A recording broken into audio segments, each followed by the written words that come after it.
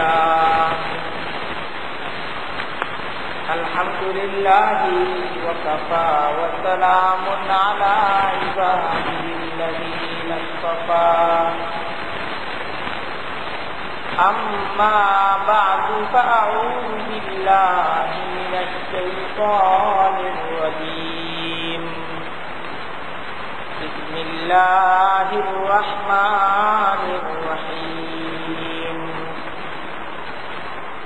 يا أيها الذين آمنوا لا تأكلوا الربا أضعافا مضاعفا واتقوا الله لعلكم تفلحون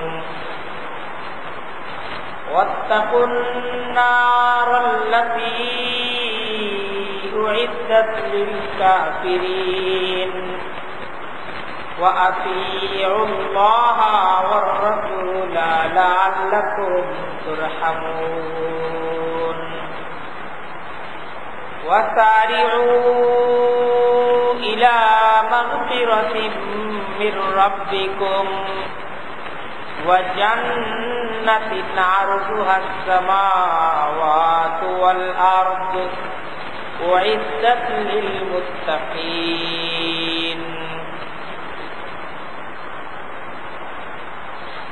سبحانك لا علم لنا إلا ما علمتنا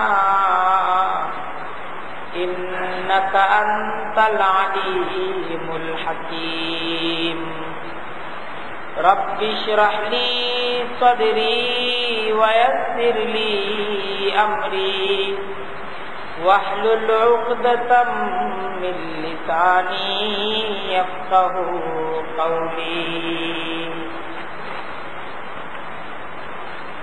আল্লাহ তাআলার দরবারে লাখ কোটি শুকরিয়া কুরআনে কারীমের তালিমের মজলিসে আল্লাহ তাআলা আমাদেরকে একত্রিত করে দিয়েছেন।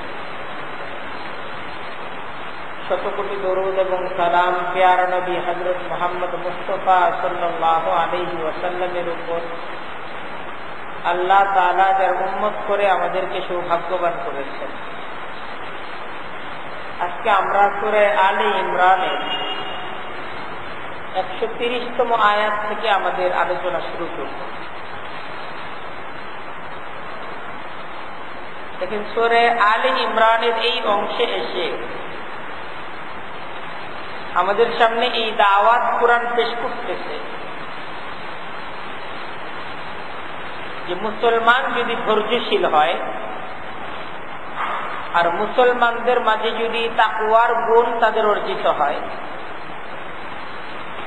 তো এই পৃথিবীর বিধর্মীরা ইসলাম মুসলমানদের মোকাবেলায় নানা ধরনের চক্রান্ত ষড়যন্ত্র করবে, কিন্তু মুসলমানদেরকে ক্ষতিগ্রস্ত করতে পারবে। মুসলমানরা যদি বদদিনদের ক্ষতি থেকে নিজেদেরকে বাঁচাতে চায়, নিজেদেরকে রক্ষা করতে চায়, তাদেরকে ধৈর্যের গুণ এটাকে অর্জন করতে হবে আর তাকওয়ার গুণ তাদেরকে অর্জন করতে হবে।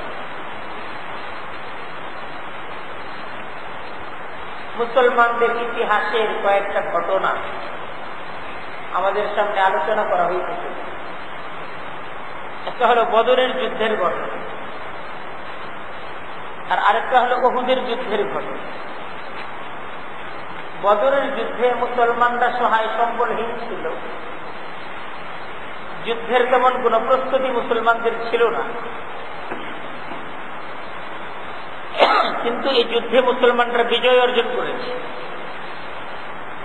আর উহুদের যুদ্ধেও মুসলমানরা কাফেরদের মোকাবেলায় দুর্বল ছিল, কিন্তু যুদ্ধের প্রস্তুতি কিছু হলেও ছিল, কিন্তু এই যুদ্ধে মুসলমানরা পরাজিত হয়েছে। তো পূর্ণাঙ্গ যুদ্ধের ঘটনা বর্ণনা করা উদ্দেশ্য না, যুদ্ধের আলোচনার মাধ্যমে এই বিষয়টাকে আমাদের সামনে উপস্থাপন করা উদ্দেশ্য যে মুসলমানদের আসলে তাকওয়ার গুণ অর্জিত হওয়া দরকার আর মুসলমানদের ধৈর্যের গুণ অর্জিত হওয়া দরকার।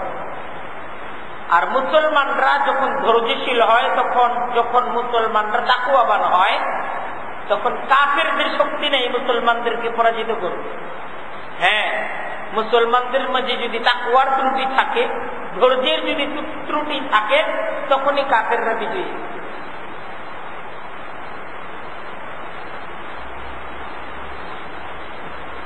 যেমন উহুদের যুদ্ধে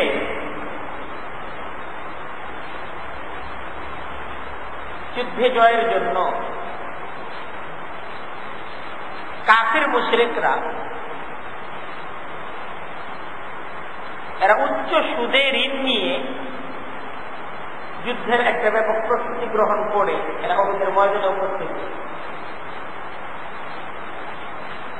তো মুশরিকরা যেহেতু ঋণ চিন করে এরা যুদ্ধের একটা ব্যাপক প্রস্তুতি গ্রহণ করেছে, মুসলমানরা অনেকে ভাবলো যে ঋণ তো আমরাও করতে পারি, আমরা এরকম সহায় সম্বলহীন ভাবে যুদ্ধ করব। কাফেররা যেরকম সবার কাছ থেকে টাকা পয়সা জোগাড় করে সুদ দিয়া এরা যুদ্ধের একটা প্রস্তুতি গ্রহণ করে এরা এসেছে, খালি হাতে আসে, এদের সবার হাতে অস্ত্র আছে। আমরাও তো পারি, আমরা অন্যদের কাছ থেকে ঋণ গ্রহণ করে আমরা প্রস্তুতি নিয়ে যুদ্ধের ময়দানে আসবো।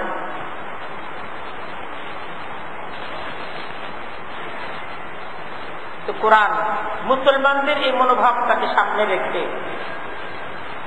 এরকম প্রস্তুতি থাকলে যুদ্ধে আমরা পরাজিত হইতাম না। মনের মাঝে এই ধরনের চিন্তা আসতে পারে যে পরাজয়ের কারণ খালি হাতে যাওয়া, পরাজয়ের কারণ আমাদের প্রস্তুতির মাঝে কমতি থাকা। আমাদের যদি তাদের মতো প্রস্তুতি থাকতো, আমাদের কাছেও যদি তাদের মতো প্রযুক্তি থাকতো, আমাদের কাছেও যদি তাদের মতো অস্ত্র থাকতো, তাহলে যুদ্ধের মাঝে আমরা পরাজিত হইতাম।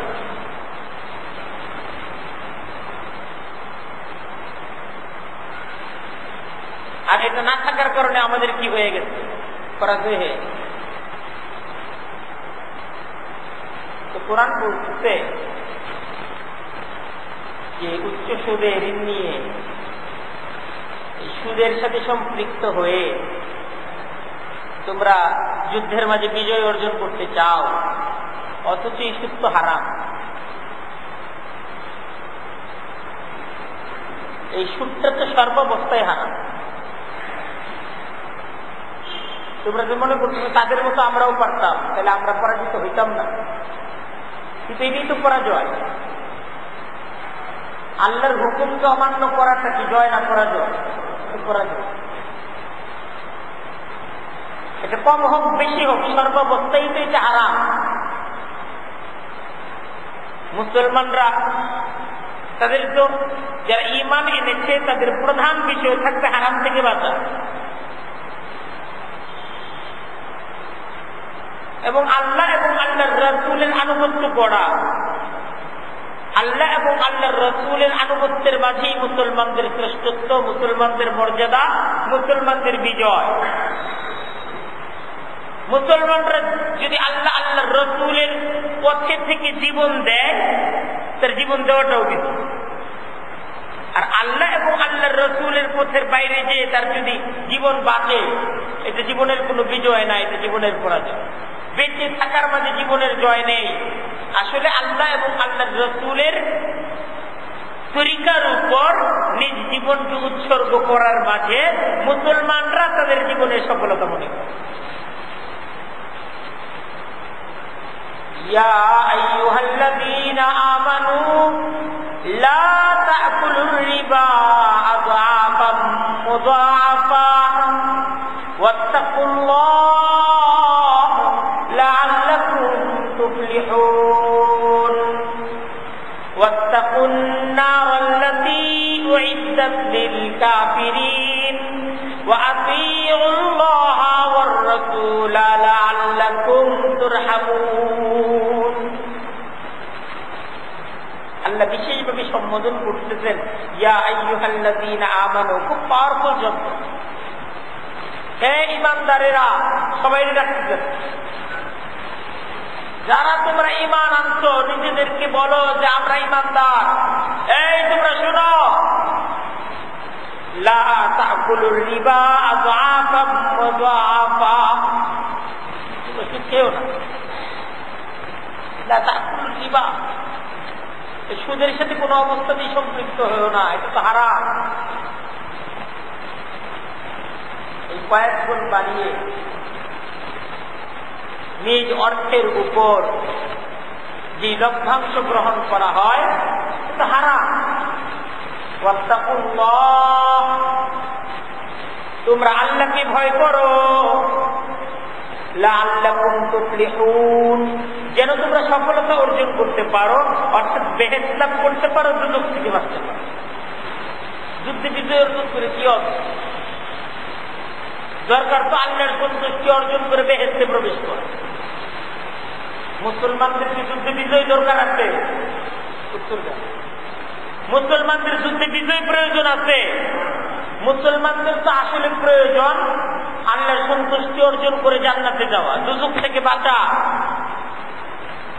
ফামান যুহজিহা আনিন নার, যে জাহান্নাম থেকে বেঁচে গেল, ওয়া উদখিলাল জান্নাতা, আর জান্নাতের মাঝে প্রবেশের সার্টিফিকেট যে পেয়ে গেল, ফাকাদ ফাজ, সে ব্যক্তি সফল হয়ে গেল।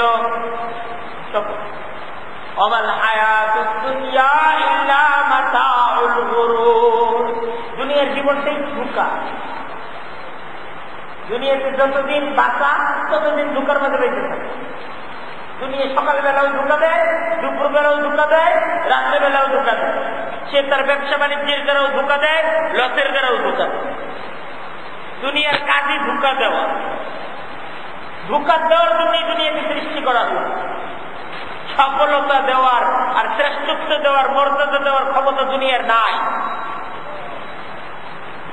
দুনিয়ার পথ ধোঁকা, দুনিয়ার মর্যাদা ধোঁকা, দুনিয়ার শ্রেষ্ঠত্ব দাপট ধোঁকা, সবই ধোঁকা। ধোঁকার দুনিয়া থেকে সফলতার আখেরাত কামাই করতে হবে।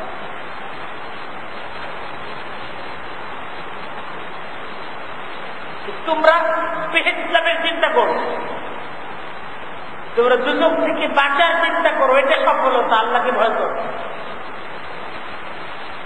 واتقوا النار التي أعدت للكافرين وأطيعوا الله والرسول لعلكم ترحمون, তোমরা সেই আগুনকে ভয় করো যা কাফেরদের জন্য যে আগুনকে প্রস্তুত করা হয়েছে।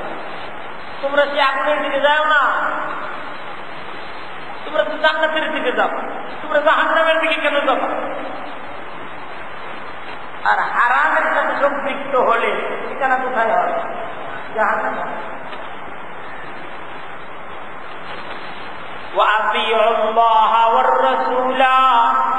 তোমরা আল্লাহ এবং রাসূলের আনুগত্য করো, লাআল্লাকুম তুরহামুন, যাতে করে তোমাদের প্রতি আল্লাহ তাআলার মেহেরবানি এবং আল্লাহ তাআলার দয়া তোমাদের প্রতি আসে।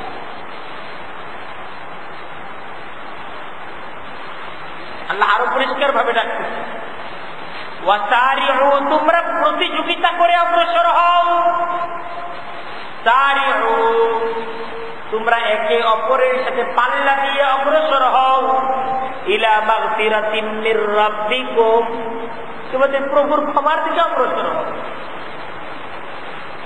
দুজক থেকে বাঁচো, জান্নাতের দিকে আসো। সেই হারাম সুদের সাথে সম্পৃক্ত হওয়া যাবে না। যত কঠিন পরিস্থিতি আসুক, সুদ তো হারাম, হারাম তো হারামই।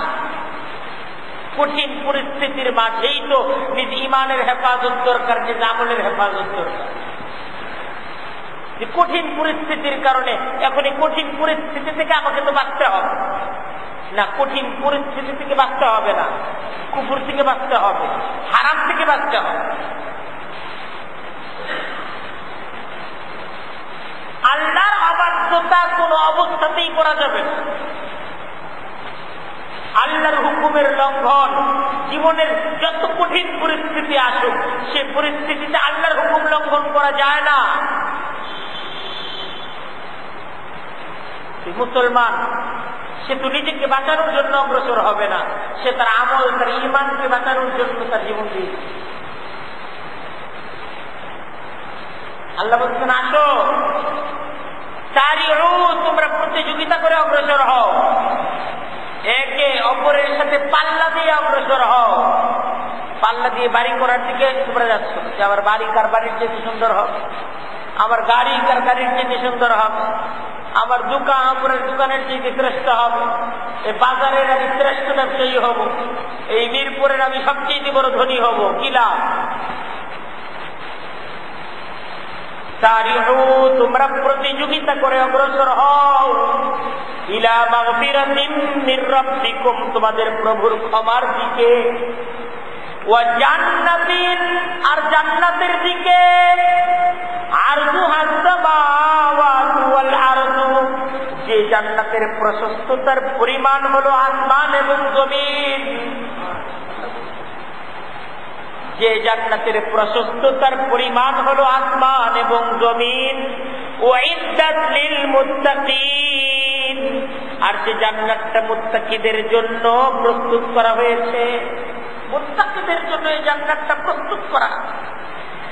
মুত্তাকি ব্যক্তিরা যারা তাকওয়াকে অবলম্বন করবে, তাদের এই দুনিয়ার ঢোকার জগৎটা শেষ হবে, আর জান্নাতের অনন্ত অসীম জগৎ তাদের শুরু হবে। মুত্তাকি কারা? এখন বুঝার জিনিস। আল্লাহ তাআলার জান্নাত হলো দুই স্তরের জান্নাত। জান্নাতের স্তর কয়টা? দুইটা। কারণ মানুষ দুই প্রকার। এক প্রকার মানুষ হলো আবরার, সৎকর্মশীল, ভালো কাজ করে। আর আরেক প্রকার মানুষ হলো মুত্তাকি, যারা তাকওয়ার উপর তাদের জীবন কি করেছে। এক প্রকার লোক হলো তুমি হারাম কোনো কাজ করবো করুন, যেটা জায়েজ এটাকে মেনে চলবে। আরেক প্রকার লোককে জায়েজ না জায়েজ, আমার আল্লাহকে সন্তুষ্ট করতে হবে, এই জন্য আমি আমার জীবনের কাজ করব।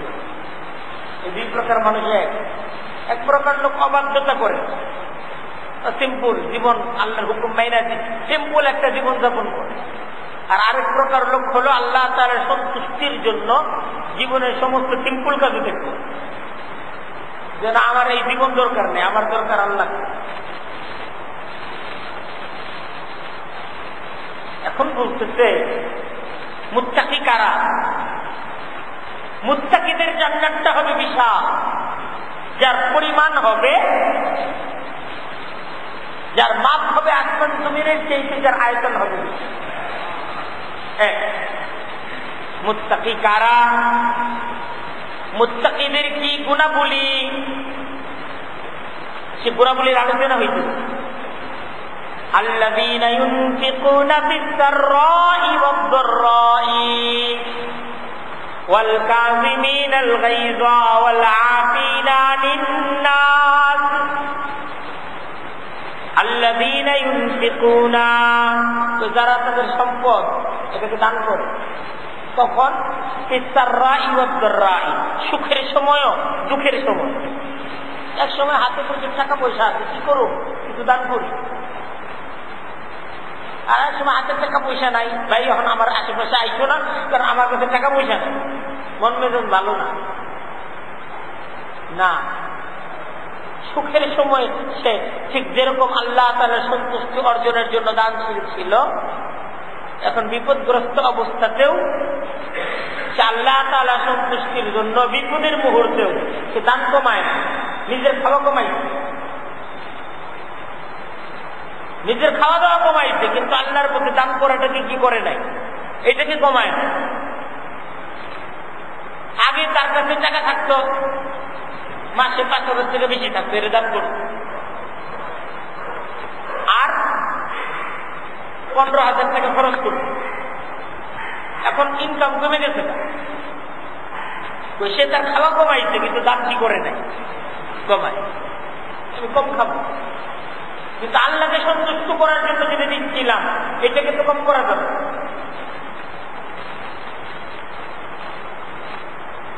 এটা হলো মুত্তাকির পরিচয় দিতেছে কোরআন।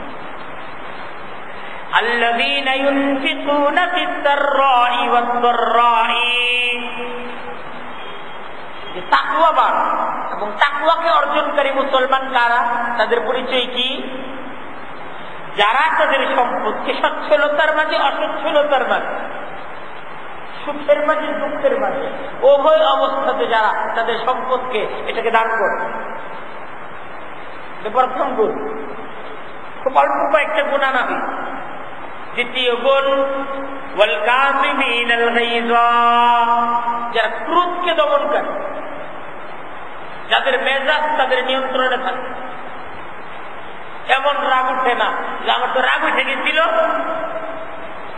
আমার হুঁশ ছিল, বেহুশ হয়ে গেছে, এরকম কাজ করছে, আমার আর হুঁশ ছিল না। না, মুমিনের সর্বাবস্থায় কি থাকতে হবে?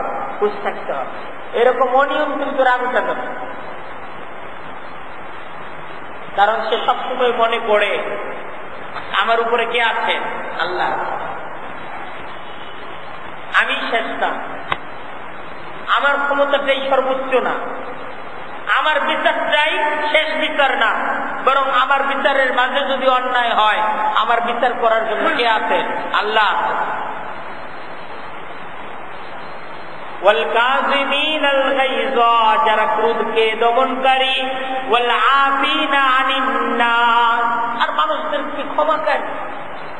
তো ক্রোধ দমন করে, মাফ করে। কয়েকটা গুণ, এই কয়েকটা গুণ যাদের মাঝে আছে আল্লাহ বলছেন এরা হলো মুত্তাকি। আর মুত্তাকিদের সাথে আল্লাহর সম্পর্ক কি? আল্লাহু ইউহিব্বুল মুহসিনিন, আল্লাহ সৎকর্মশীল, তার এই সমস্ত বান্দাদেরকে ভালোবাসে। আল্লাহর সম্পর্ক হলো ভালোবাসার সম্পর্ক। ভালোবাসার মানুষকে কেউ দূরে রাখে না, কাছে রাখে। আল্লাহ জান্নাতে এদেরকে কাছে রাখে, এদের সাথে আল্লাহর সবসময় দেখা হবে, আল্লাহ এদেরকে দেখবেন, তারা আল্লাহকে দেখবেন।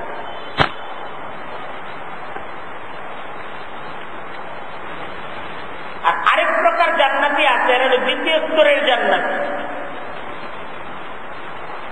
দ্বিতীয় স্তরের জান্নাতি এরা কারা? والذين إذا فعلوا فاحشة أو ظلموا أنفسهم, আরেক প্রকার লোক আছে যারা যখন তারা কোনো অশ্লীল কাজ করে ফেলে, এরা মাঝে মাঝে ভুল করে, মাঝে মাঝে অন্যায় কাজ, হারাম কাজ করে ফেলে, আও যালামু আনফুসাহুম, অথবা তারা তাদের নিজেদের উপর জুলুম করে, অন্যায় কাজ করে, অশ্লীলতার সাথে জড়িয়ে যায়। যাকারুল্লাহ, অতঃপর তারা আল্লাহ তাআলার শাস্তি, আল্লাহ তাআলার মহত্ব এটাকে স্মরণ করে। আমি যে ভুল করছি, আল্লাহর দরবারে তো আমার এই ভুলের জন্য বিচার হবে, আমাকে তো হিসাব দিতে হবে। তার মাঝে অপরাধটা করার পরই একটা ভীতি থেকে ঘিরে ফেলে, অপরাধ তো মারাত্মক অপরাধ করছি, কি জবাব দিই, আমার কি হবে, পরেশান হয়ে যায়, পরেশান হয়ে।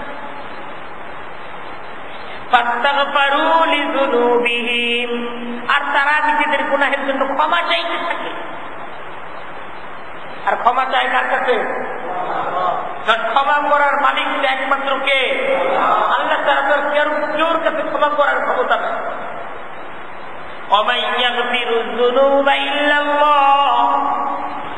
আর আল্লাহ ছাড়া তো অপরাধের কোন ক্ষমাকারী নেই, আল্লাহ একমাত্র ক্ষমাকারী। এরা আল্লাহর কাছে ক্ষমা চাইতে থাকে, আল্লাহ আমার দ্বারা ভুল হয়ে গেছে, আমার দ্বারা অপরাধ হয়ে গেছে। ওয়ালাম ইউসিররু আলা মা ফাআলু ওয়া হুম ইয়ালামুন, তারা জেনে বুঝে নিজ অপরাধের উপর অবিচল থাকে। অপরাধ করছি করছি, এখন এরা বলে না যেটা করছি তো করছি, আমি যদি ভুলও করে থাকি এটা ইচ্ছা করে করছি, তুই বলার কে না। তারা অপরাধ করার পর যখন বুঝতে পারে আমার দ্বারা অপরাধ হয়ে গেছে, সাথে সাথে ক্ষমা চাইতে থাকে, সাথে সাথে অনুতপ্ত হয়। জানার পর, বুঝার পর অপরাধের উপর কোন যুক্তিতর্ক করে, সুদ তো হারাম, আপনি সুদের টাকা নিয়ে বাড়ি করবেন, ছেলেমেয়েদের জন্য কিছু করে দিতে হইব না? এদের জন্য একটা কিছু করে দাও তো আমার যত জরুরি, সুদের টাকা নিয়ে মনে তো করুন। আরে আপনি হারাম জানার পর আপনি এবার যুক্তি দেখাচ্ছেন।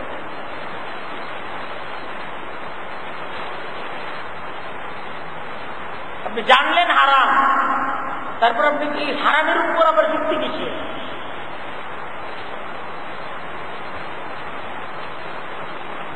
তারা অপরাধ যখন বুঝে ফেলে, আমি তো ভুল করে ফেলছি, সাথে সাথে অনুতপ ভুলই, এটা হারাম, তাহলে এখন কি করতে পারে?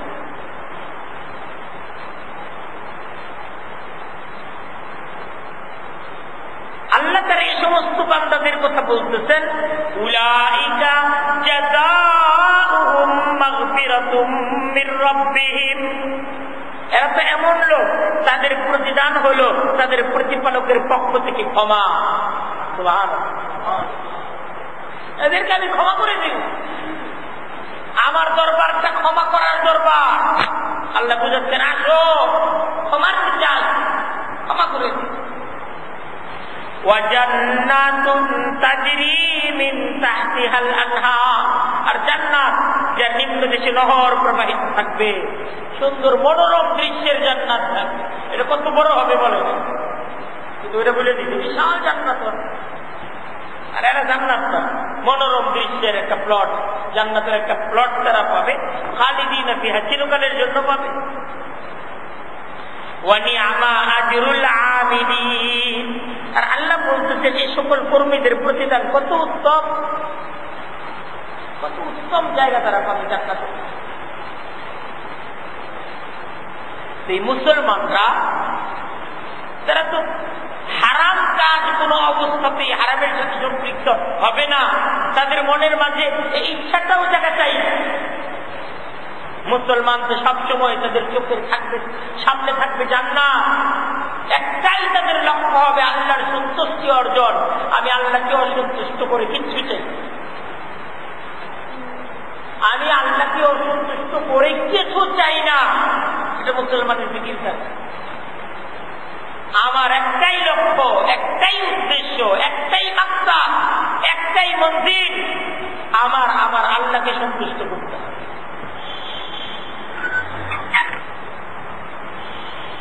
দেখেন এই পর্যন্ত এই যে একটা তাদের একটা আকাঙ্ক্ষা ছিল, আমাদের টাকা পয়সা অস্ত্র ইত্যাদি থাকলে যুদ্ধের মাঝে আমাদের তো একটা বিজয় হইল, কারণ কাফেররা এত টাকা পয়সা জোগাড় করে যুদ্ধ করতে আসছে, আমরা খালি হাতে কেন যুদ্ধ করতে গেলাম, আমরাও তো পারতাম তাদের মতো অস্ত্র ইত্যাদি নিয়ে যাই। এই যে একটা আফসোস, আল্লাহ জবাব দিলেন এই আফসোসটা ঠিক না।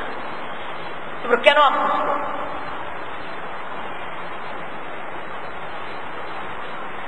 তোমরা তো জান্নাতের দিকে অগ্রসর হবে, তোমাদের লক্ষ্য তো আল্লাহর সন্তুষ্টি, যুদ্ধের জয় পরাজয় এটা তো তোমাদের কাছে বিবেচ্য বিষয় না।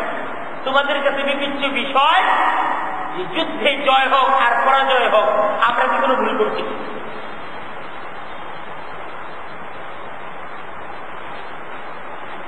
আমাদের লক্ষ্য যদি হয় আল্লাহর সন্তুষ্ট, যুদ্ধে জয়ও আসতে পারে, যুদ্ধে বিজয়ও আসতে পারে, যুদ্ধে পরাজয়ও আসতে পারে।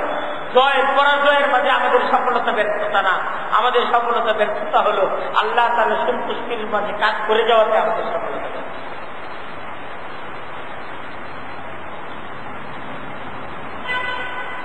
এখন দেখেন আরেকটা বিষয়ের আলোচনা আসতেছে। উহুদের যুদ্ধে যে মুসলমানদের একটা পরাজয় হইল, কোরআন তো ইতিপূর্বে আমাদেরকে বলছে যদি তোমরা ধৈর্যশীল হও, যদি তোমরা তাকওয়াকে অর্জন করতে পারো, কাফেরদের ষড়যন্ত্র তোমাদেরকে পরাজিত করতে পারবে না, তারা তোমাদের কোনো ক্ষতি করতে পারবে না। অথচ যুদ্ধে তো আমরা ক্ষতিগ্রস্ত হই, এটা তো বাস্তব যে আমরা যুদ্ধে ক্ষতিগ্রস্ত হই, আমাদের জান মাল ক্ষতিগ্রস্ত হই। তার জবাব এখানে এটা দেওয়া হইতেছে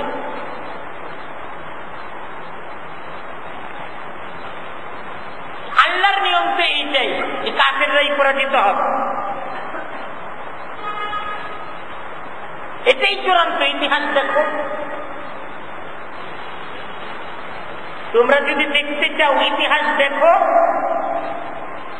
قد خلت من قبلكم سنن,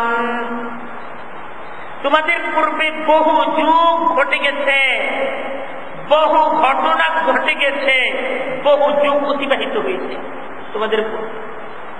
তোমরা এই পৃথিবীর প্রথম মানুষ না, আজকের তোমরাই এই পৃথিবীর প্রথম মানুষ না, আমাদের আগুন পৃথিবীতে মানুষ ছিল? মানুষ ছিল। পৃথিবীর ইতিহাস যদি দেখো, সর্বযুগে কাফের ছিল, মুমিন ছিল। তোমরা কাফেরও দেখতে পাবা, মুমিনও দেখতে পাবা। তোমরা ইতিহাসের মাঝে দেখবা যে কাফেররা কখনো শেষ পর্যন্ত বিজয়ের হাসি হাসতে পারে না।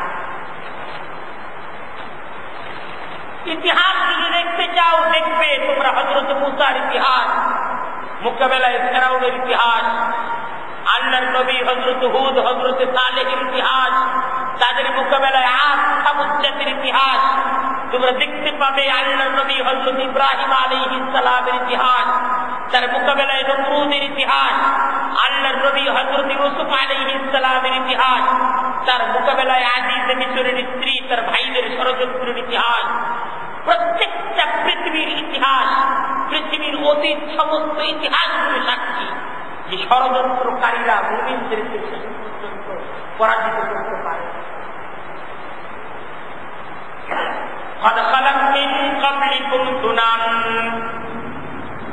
তোমাদের পূর্বে বহু যুগ অতিবাহিত হয়েছে, তোমাদের পূর্বে বহু ঘটনা ঘটে গেছে। ফাসিরু ফিল আরদি, তোমরা পৃথিবীটাকে ভ্রমণ করে দেখো। ফানজুরু, তোমরা দেখো।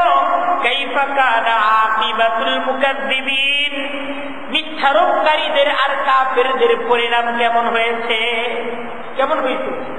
তারা পরাজিত হয়েছে। এটাই হাদা বায়ানুল লিন্নাস। আল্লাহ বলতেছেন এই কোরআনটা সকল মানুষের জন্য সুস্পষ্ট ঘোষণা যে কাফেররা পরাজিত হবে।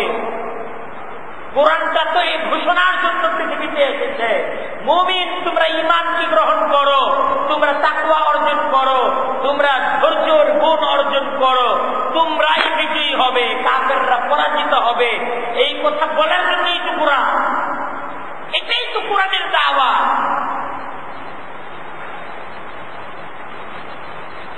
এটাই কোরআনের দাওয়া। হাদা বায়ানুল লিন্নাস ওয়া হুদাম ওয়া মাউইযা লিল মুত্তাকিন।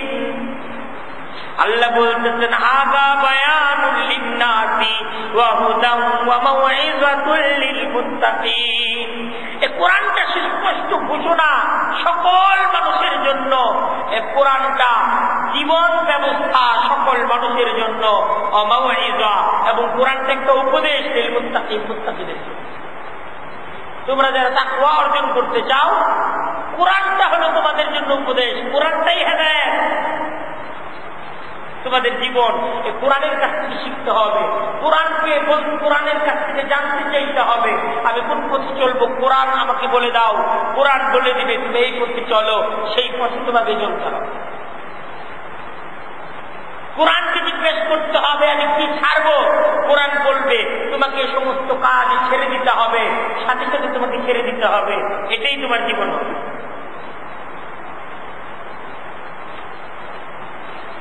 কোরআন বলবে লা তুকাদ্দিমু বাইনা ইয়াদাইল্লাহি ওয়া রাসূলিহি, আল্লাহ আল্লাহর রাসূলের হুকুমকে লঙ্ঘন করো না, করা যাবে না। কোরআন বলবে লা তাত্তাখিযুল কাফিরিনা আউলিয়া মিন দুনিল মুমিনিন, কাফিরদেরকে বন্ধু বানায়ো না, বানানো যাবে না। কোরআনের প্রত্যেকটা দাওয়া গ্রহণ করা, এটাই তাকওয়া। ওয়ালা তাহিনু ওয়ালা তাহজানু ওয়া আনতুমুল আ'লাউনা ইন কুনতুম মুমিনিন। আল্লাহ বলতেছেন যদিও তোমাদের একটা পরাজয় হইছে, কিন্তু এই পরাজয়ে তোমরা হীনবল হইও না। চিন্তিত হও না, তোমরা যদি আসলে মুমিন থেকে থাকো অবশ্যই তোমরা বিজয়ী হবে। যদি সাময়িক পরাজয় তোমাদের হয়েছে, এটাকে তুমি তোমার দৃষ্টিতে পরাজয় দেখতেছ, কিন্তু মূলত এটা পরাজয় না, চূড়ান্ত বিজয় তোমাদেরই অর্জিত হবে যদি তোমরা মুমিন থাকো।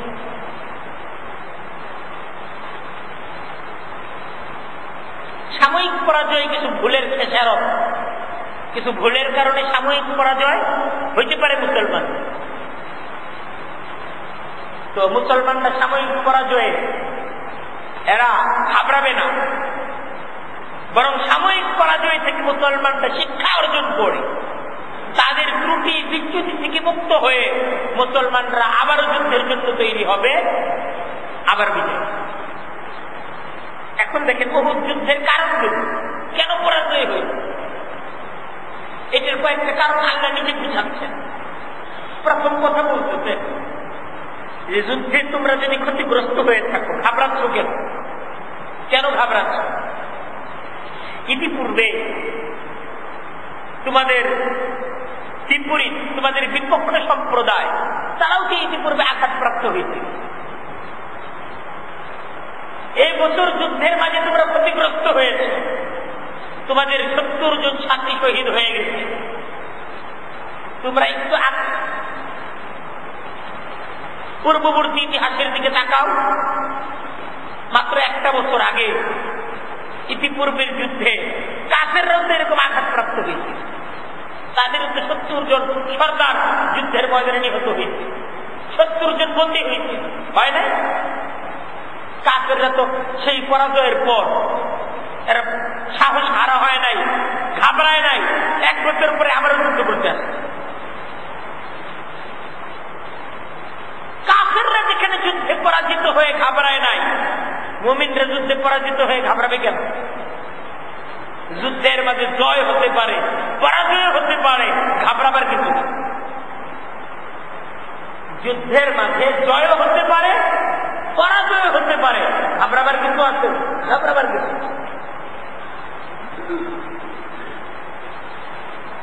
ব্যবসার মাঝে কাফের লস হয় না, তারপরে তো আবার ব্যবসা করে। মুমিনেরও লস হইতে পারে, তাই বলে যে ব্যবসা ছেড়ে দিবে, সে আবার নতুন উদ্যোগে ব্যবসা করবে, আবার ব্যবসার মাঝে লাভ হবে। এখন কেউ যদি লসের কারণে ব্যবসা ছেড়ে দেয় তো সে ব্যবসা করতে পারবে না। তাকে লস প্রজেক্ট এটাকে ধরে ধরেই তাকে সফলতার চূড়ান্ত স্তর পর্যন্ত বুঝতে হবে। আমি একজন ব্যবসায়ী, আমি লসকেও বিশ্বাস করি, আমি লাভকেও বিশ্বাস করি। ব্যবসা করতে গেলে লস হইতেই পারে, লাভ হইতেই পারে।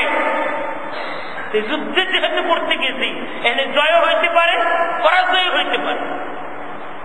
পরাজয় হলে যুদ্ধে আমি নাই, শুধু বিজয় হইলেই যুদ্ধে আমি আসি। সর্বদা যদি মুমিনদের বিজয়ী হয়, তাহলে যুদ্ধের মাঝে মুমিনের ঈমান আর প্রদর্শিত হবে কিভাবে? মুমিন যে আসলে তার ঈমানটাই মূল শক্তি, এটা কিভাবে প্রদর্শিত হবে? আল্লাহ প্রথম যুদ্ধে পরাজিত মুমিনদেরকে প্রথম যে কথাটা বলতেছেন,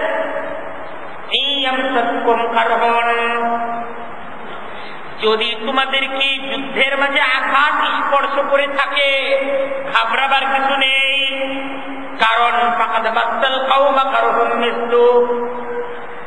তোমাদের প্রতিপক্ষ কাফের সম্প্রদায় এমন আঘাত তো তাদেরকেও ইতিপূর্বে স্পর্শ করেছে, তাদেরকে আগে আঘাত করতে তোমাদেরকে পরে করতে। আর আল্লাহ নীতি বলতেছেন, আর আমার নীতি হল আমি সবসময় একদলকে জয় দেই। আমি এক সময় জয়ও দিতে পারি, পরাজয়ও দিতে পারি। মুমিন হইলেই আমি তারা বিজয়ী দিব না, এটা আমার সিস্টেম। এদেরকে পরাজয়ও দিই, একটু সুযোগ পাইলেই পরাজয় দিই, সুযোগ না পাইলে দিই। সুযোগটা কি? ধৈর্যচ্যুতি, তাকওয়ার ঘাট, তাহলে পরাজয় দিয়ে দিই। وَتِلْكَ الْأَيَّامُ نُدَاوِلُهَا بَيْنَ النَّاسِ আল্লাহ বলতেছেন আমি উদল বদল করি, আমার কিন্তু হলো বিজয়ী এবং পরাজয়ী দলকে আমি পরিবর্তন করি। এক সময় এক দলকে বিজয়ী দিই, আরেক সময় আরেক দলকে বিজয়ী, এটা আমার চেষ্টা। আল্লাহ কেন এটা করেন?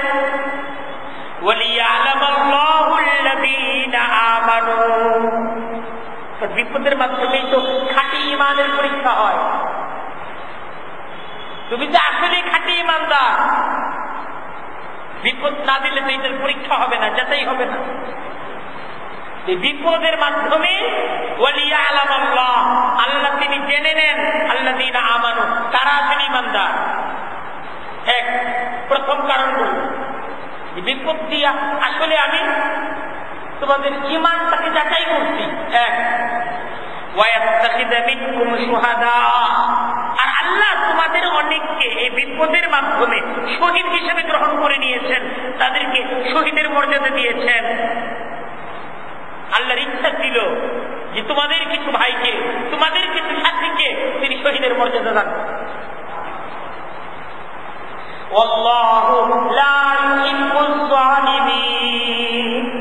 দেখেন চূড়ান্ত কথা আল্লাহ দিতে বলতেছে, কাফেররা বিজয়ী হইতে এর অর্থ এই না যে তারা আল্লাহর প্রিয়, এটা হইতে পারে না। আল্লাহু লা ইউহিব্বুজ জালিমিন, আল্লাহ জালেমদেরকে ভালোবাসেন না, এটা চূড়ান্ত। আল্লাহর ভালোবাসার সম্পর্ক মুমিনদের সাথে, মুমিনদের জয় হোক আর পরাজয়।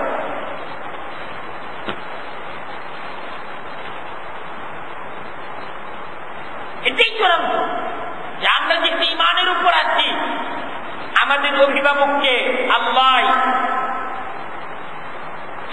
আমাদের নসরতকারী, আল্লাহ আমাদেরকে সাহায্যকারী। তাহলে যুদ্ধের মাঝে পরাজয়িত হইতে তাহলে কি কাফেররা আল্লাহর প্রিয় না?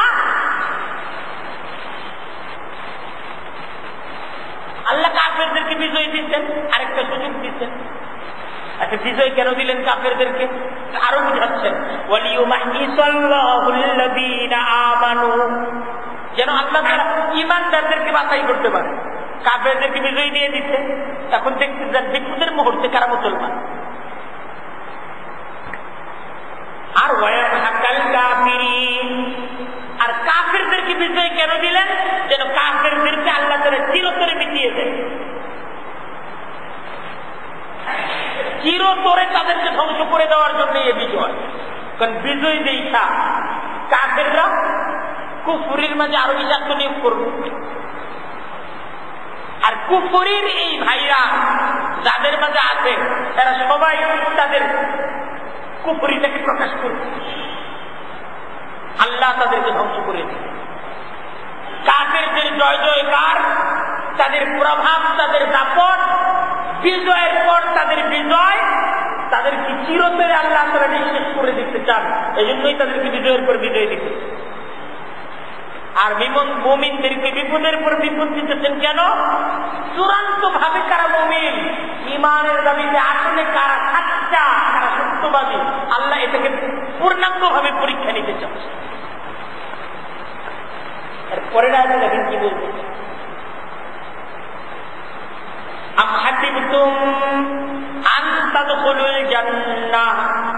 তো তোমরা কি এটা মনে করো যে তোমরা জান্নাতে প্রবেশ করবে?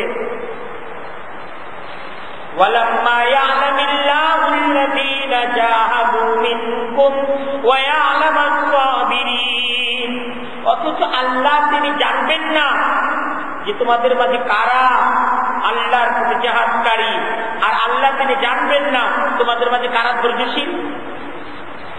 এটার কোন পরীক্ষা নিরীক্ষা ছাড়াই সব জান্নাতে ঢুকাই দিবে। জান্নাতে তো সস্তা, এটা ভবিষ্যতের জন্য এই আলোচনা হয়েছে।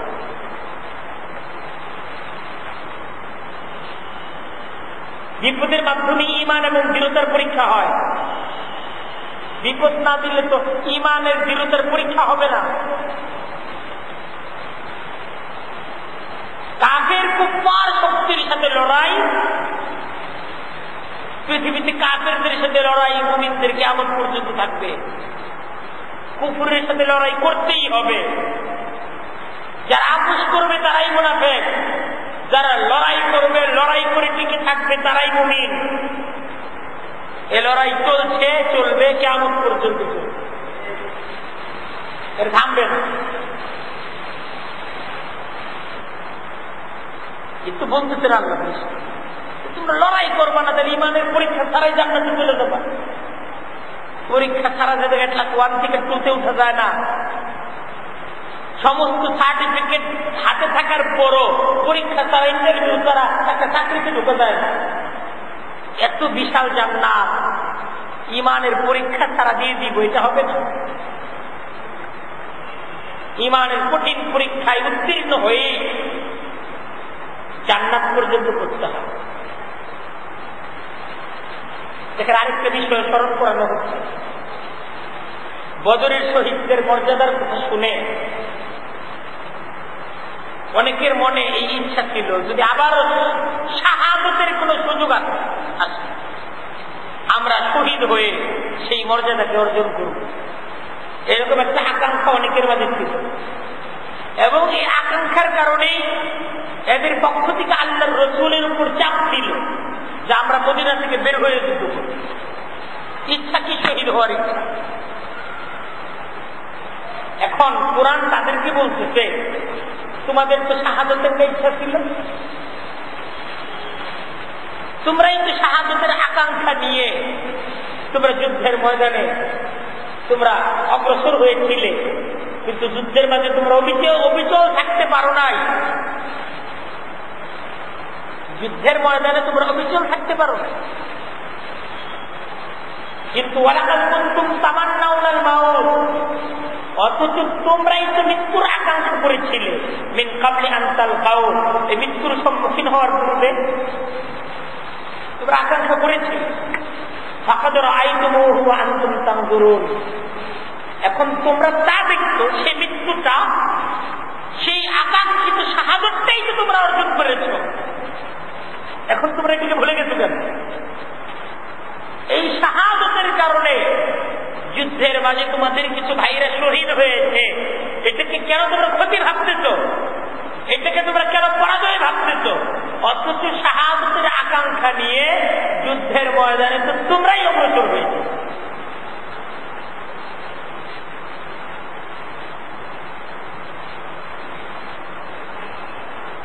কোরআন আমাদেরকে সবক দিচ্ছে, এক তো মুসলমানদের যুদ্ধের মাঝে জয় হোক আর পরাজয় হোক, মুসলমান যখন আল্লাহর দ্বীন প্রতিষ্ঠার জন্য যুদ্ধের ময়দানে অগ্রসর হয়েছে, এই মুসলমানের পরাজয় বলতে কিছু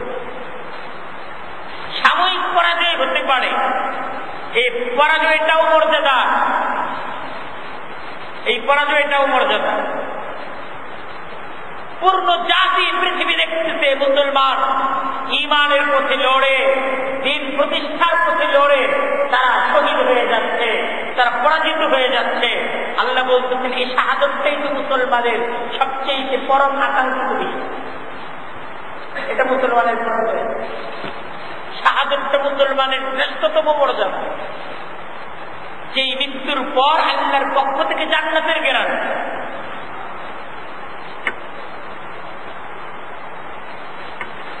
পরিষ্কার জান্নাতের গ্যারান্টি, এটাকে পরাজয় ভাবার কোন যুক্তি নেই। এক আর দ্বিতীয়, শেষ পর্যন্ত যুদ্ধে শেষ পর্যন্ত কাফেররাই পরাজিত হবে।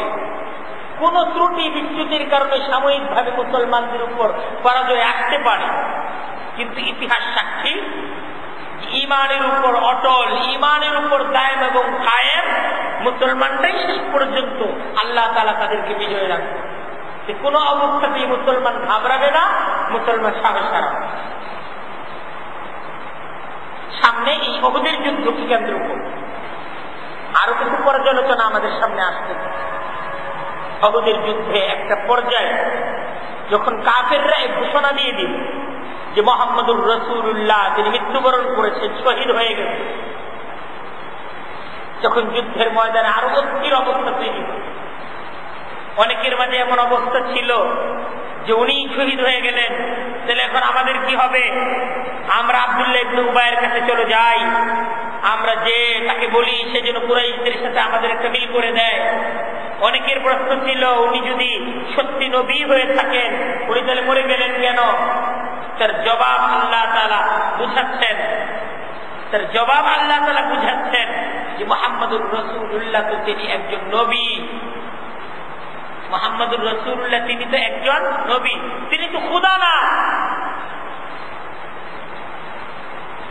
আল্লাহ তিনি আছেন, আল্লাহ তিনি থাকবেন। মুহাম্মদুর রাসূলুল্লাহ পৃথিবীতে আছেন, চিরদিন থাকবেন না। মুহাম্মদুর রাসূলুল্লাহর বিদায়ের কারণে তোমরা কি ইসলাম ছেড়ে দিবে? তোমরা কি ইসলাম ত্যাগ করবে?